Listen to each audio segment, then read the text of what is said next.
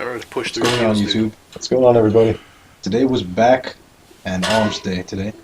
And we decided to do a powerlifting movement to start out our workout, supplemented by bodybuilding movements. And keep your head up. So first the deadlift. Yeah, so first here.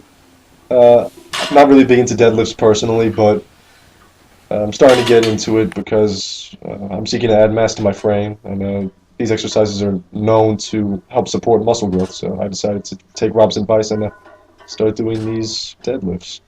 Yeah, so we did these conventional style, which means our legs are going to be shoulder width apart, focusing on our back, not using our legs as much in this movement.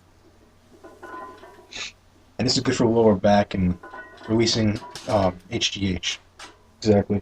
Like me personally, I have a bad lower back, and Rob has a bad lower back as well. I have minor scoliosis, and he's had surgical issues in the past. This also helps to rehabilitate our backs as well. And here I'm doing a underhand grip. Is that underhand grip? Yep, underhand grip pull-ups. Just to start off, we did a bunch of variations for pull-ups. We did 4 sets of this, 8 reps. I did 8 reps, and Rob did his own thing for 4 sets. Yeah, we're trying to do like how do you say that? Hypertrophy? Hypertrophy. Right. Hypertrophy for 8 to 12 reps per set. This is focusing on the lats. So when you go up, the idea is not to pull with your arms, but to pull with your lats, because this is really meant to focus on the back. So when you pull up, you squeeze with your lats at the top, and then you release on the negative, just also concentrating on the lats. Exactly, because the more tension that's on the muscle, the more it has the potential to grow. And then we jumped on to the bent over rows. This is also meant to work your lats as well. Squeeze. We upped the weight a little bit today, 185. We probably should have cut it down, actually. Yeah, we were really tired after doing deadlifts and pull-ups. As you can see, form isn't perfect, struggling with it.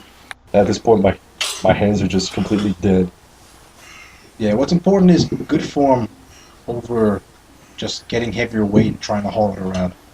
So there's always quality over quantity. Yeah, better to do it with good form than with bad form and risk hurting yourself. Right. And here, we decided to do straight bar curls. You notice you take a slight pause at the top, and then you slowly lower the bar. Because when you go on the negative, it tears the most amount of muscle fibers, which is good for promoting growth in the bicep. At the top, you just want to squeeze, which we believe will help with the peak. Counting. Right. I believe there's a type of movement called isometric, so I'm going to have to look this up and get back to you guys on this. But squeezing the muscle and just contracting without any weights or resistance will also increase protein synthesis in that muscle that you're squeezing. So we're trying to incorporate that into the movement at the same time we're using free weights. So use 75 pounds for this on a straight bar. 4 sets or 3 sets? We did 3 sets of this and then 3 sets of reverse curls, which you'll see in a moment. Rob finishes its set here. And the reason why we put back and biceps in the same day is because those are both pull muscles, if you will. Both of those muscle groups are used primarily in pulling type movements. So that's why we group them together.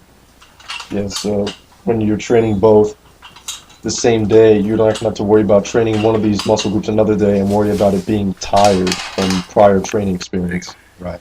So this is why we like to get these groups out of the way as soon as possible. And here is the reverse curl. Form was a little weird with this. What you want to do is put your thumbs on top of the bar instead of gripping it completely around, because that would include more forearm support. This completely isolates the bicep. You'll have very little support from the forearm, just enough to hold the bar. As you can see, it's a little hard. You're getting used to it because our grip was slipping in the beginning, but you learn to deal with it. Yeah.